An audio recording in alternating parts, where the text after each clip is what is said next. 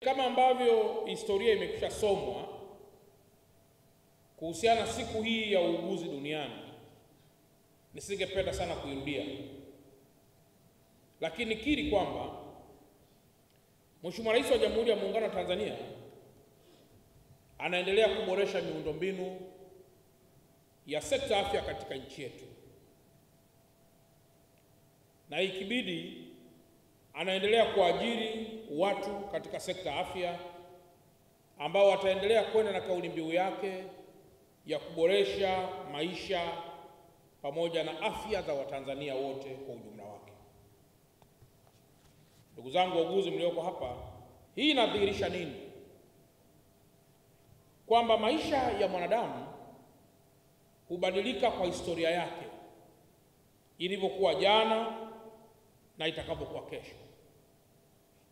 Vivyo hivyo ninyi, kazi mnayoifanya ni kazi ambayo inaweza kubadilisha historia ya mwanadamu, kuitwa kutoka kwenye kukata tamaa na kuyaona mauti, na baadaye kujiona mwanadamu anayeweza kuwa na malengo baadaye. Kwa mantiki hiyo, kazi mnayofanya sio tu ni kazi ya kitabibu, sio tu ni kazi ya kisayansi, lakini mnafanya kazi kubwa sana ya kuuisha upya saikolojia iliyokufa na kuweza kuileta katika nuru, ili mwanadamu aweze kuendelea na kazi alizonazo kila siku. Mtu wa kawaida anaweza sielewe sana thamani yenu, lakini mimi kwa kuwa ni mtumishi wa serikali nafahamu matusi aliyeshiba. Mara nyingi kwa mtu ambaye hajawahi kuugua na hajawahi kulazwa, hajawahi kuona mkono wa muuguzi, huwa anaweza kushabikia sana zile hadithi kwamba wauguzi ni wezi, wauguzi sio watunza siri, wauguzi wana kasoro nyingi. Lakini kumekuwa na tabia Tanzania ya kudandia mambo hata kama ni ya uongo.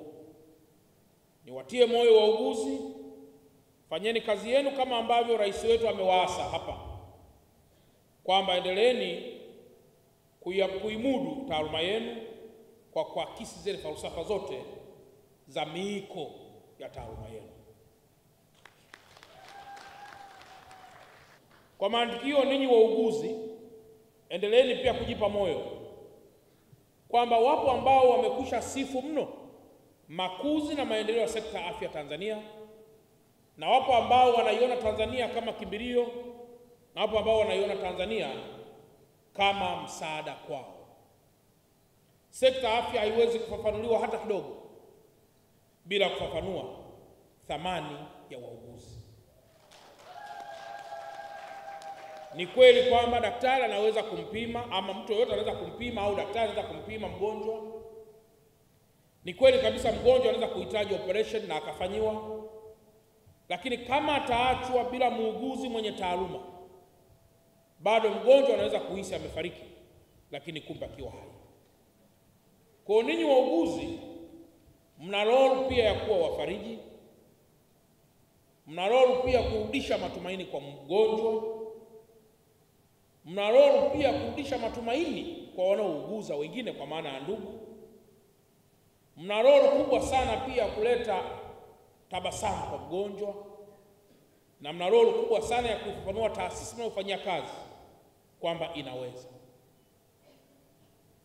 Ndugu wa wauguzi, nimeona niyaseme haya kwa sababu wapo watu ambao wakiangalia Tanzania huwa wanaweza kufikiri bado hatujamudu kuwa timamu kwenye baadhi ya vitu vingi, na ndio maana kuna hata baadhi ya watu nawasikia mahali fulani fulani nje ya taifa letu, namna wanavyoweza kuongea mambo yao, wanahisi kama vile Tanzania kama vile bado hatujaendelea,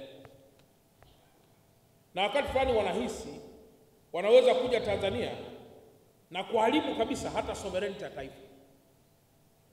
Lakini mwenye akili aliyeumbwa na Mungu vizuri unyamaza kimya mpaka hapo watakapojaribu.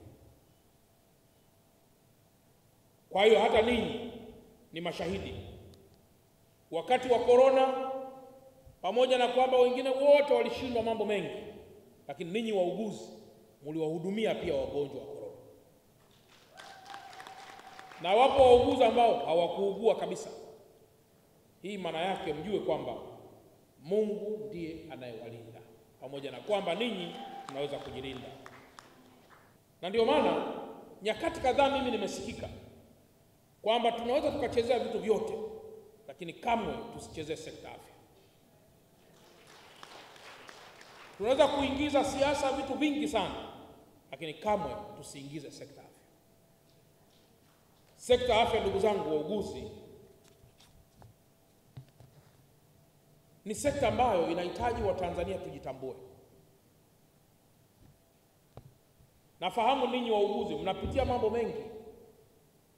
Wakati fulani mnamuona mgonjwa maskini anayehitaji msaada, na mnatoa mpaka fedha zenu mfukoni kuweza kusaidia, lakini hayo wachache wanayaona kuliko wengi. Lakini kuna nyakati mnatakiwa kuamshwa usiku kwenda hata zamu, mkiaminishwa kwamba mtapata hata kaji incentives kidogo, lakini nako hakajawahi kuonekana.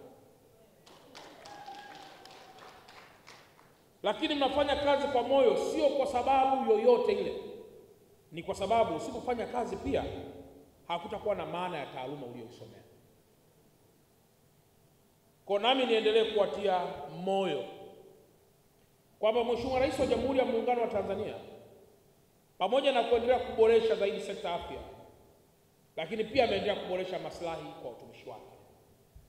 Ndugu wauguzi, ni jambo la muhimu sana katika sherehe hizi wauguzi kuendelea kuthamini sana na kuwahudumia sana wananchi wetu, na hasa ukizingatia mwaka huu, mwaka 2025, mambo mengi yanabadilika kutoka kwenye ukweli yanakwenda kwenye perception. Maana yake nini? Kwamba tunahama kutoka kwenye ukweli tunakwenda kuliongoza taifa kwa perception.